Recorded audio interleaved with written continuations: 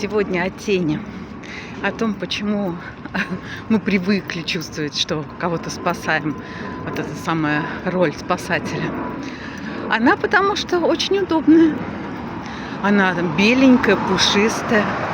Это потом, если в ней разобраться, то там всякие нюансы выступают. А так-то спасатель — это кто? Герой или героиня?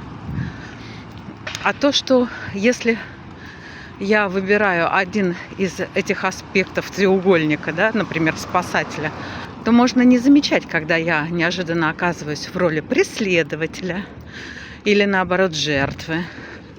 Агрессор-жертва. Там же тоже еще две ипостаси этого треугольника.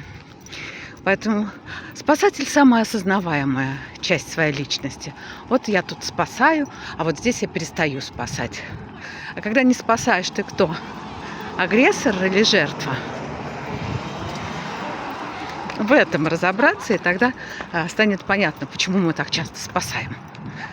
Заметили, что это прям излюбленное дело — кого-нибудь спасти? Либо делом, либо словом, либо еще каким-то образом. Делитесь своими мыслями, что у себя замечаете.